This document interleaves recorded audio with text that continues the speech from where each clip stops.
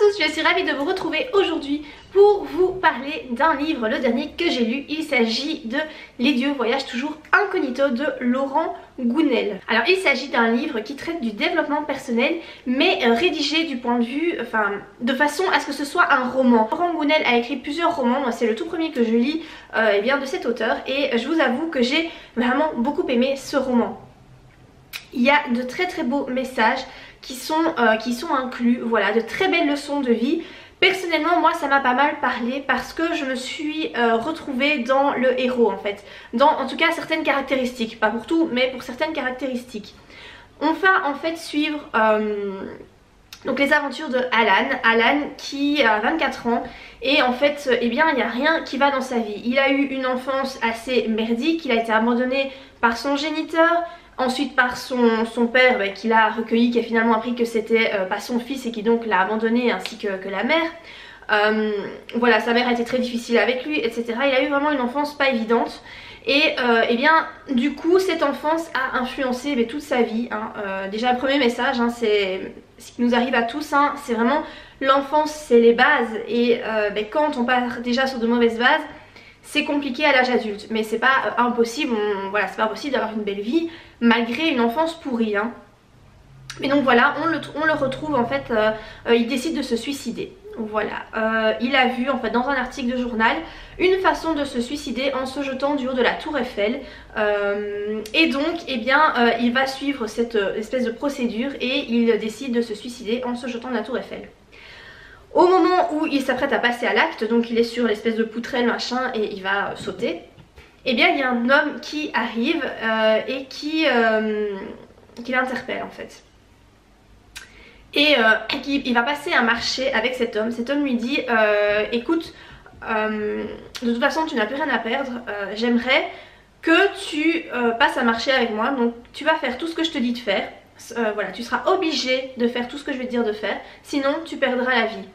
Et finalement Alan n'a plus trop envie de se suicider et accepte la proposition. Donc il va devoir faire tout ce que cet inconnu va lui dire de faire. Et donc cet inconnu, il se trouve que c'est un psychiatre mais qui a été comment dire, radié. Mais bon, ça on l'apprend plus loin dans le livre. Il va en fait lui faire prendre conscience de tout ce qui ne va pas dans sa vie, tout ce qu'il ne fait pas dans le sens d'être heureux, voilà. Puisque en fait, et ça je suis totalement d'accord avec l'auteur, c'est pour ça aussi que ça m'a parlé, c'est que mes valeurs sont les siennes en fait.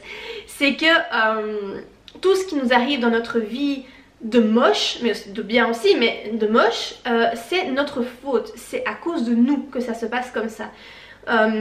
Si les gens agissent d'une telle façon avec nous, c'est de notre faute, on leur permet d'agir comme ça avec nous. Là Alan est quelqu'un de très effacé, il se pose tout le temps en victime en fait de tout ce qui lui arrive.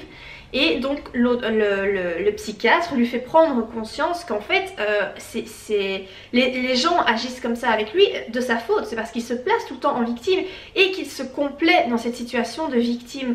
Alors évidemment au début il n'est pas d'accord, voilà, il trouve que c'est n'importe quoi, mais finalement au fur et à mesure du temps il se rend compte qu'en fait le psychiatre n'a pas totalement tort dans ce qu'il dit. Donc il va devoir suivre quelques missions.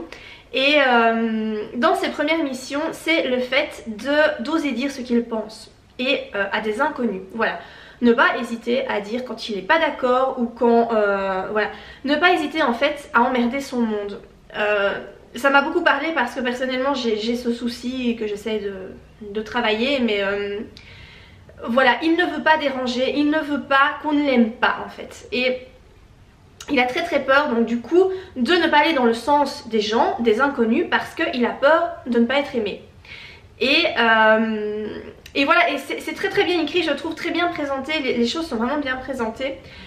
Personnellement j'ai beaucoup aimé, voilà, c'est plein de beaux messages.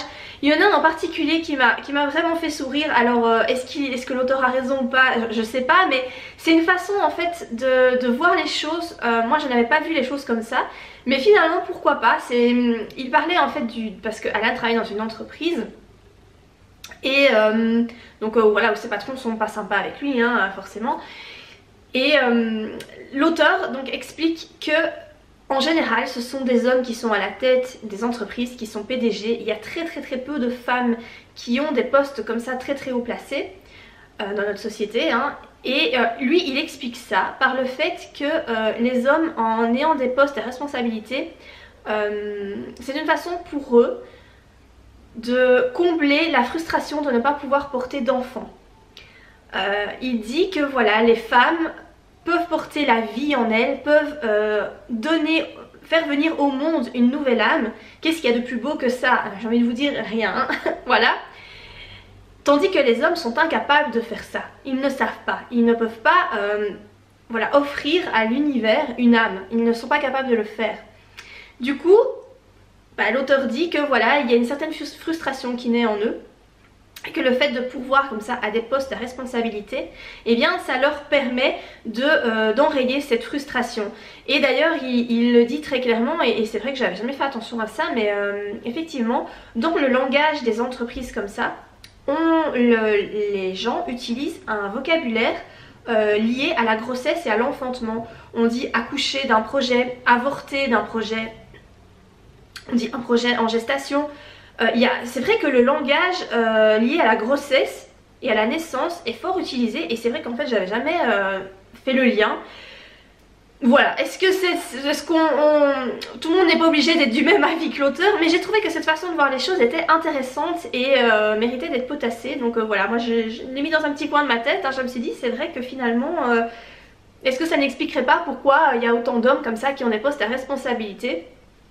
Pourquoi pour eux c'est si important d'être reconnus professionnellement, alors que pour les femmes, il y en a, oui, c'est vrai, qui ont des postes à responsabilité, qui sont très carriéristes, mais c'est quand même pas la majorité des femmes, hein. Donc voilà, par rapport à ce roman, moi il m'a apporté beaucoup de choses. Il a soulevé pas mal de questions en moi, ce qui est très intéressant, et je pense que c'est quand même le but d'un roman axé sur le développement personnel, donc je pense que la mission est remplie. Le style de l'auteur est très agréable, c'est fluide, c'est pas compliqué, c'est à la portée de tout le monde, il y a des petits traits d'humour, c'est très sympa. Voilà, je trouvais que ce roman était vraiment très sympa. Je le conseille à tous ceux qui aiment bien lire des livres sur le développement personnel, qui ont envie d'apprendre des choses, de réfléchir, voilà, à l'issue de leur lecture. Ce roman est vraiment très sympa, je le conseille, et d'ailleurs je vais lire les autres livres de cet auteur parce que c'est vraiment une très belle découverte pour moi. Donc voilà, par rapport à ce roman, bien voilà, si vous l'avez lu, n'hésitez pas à me dire en commentaire ce que vous en avez pensé. Si vous avez lu d'autres romans de Laurent Gounelle, n'hésitez pas à me dire quels sont vos préférés et pourquoi. Si vous avez des suggestions de lecture, hein, tout est bon à prendre, donc n'hésitez pas à me laisser tout ça en commentaire. J'espère en tout cas que cette vidéo vous a plu. Si c'est le cas, n'oubliez pas de la liker, et moi je vous dis à très bientôt pour de prochaines vidéos. Bye!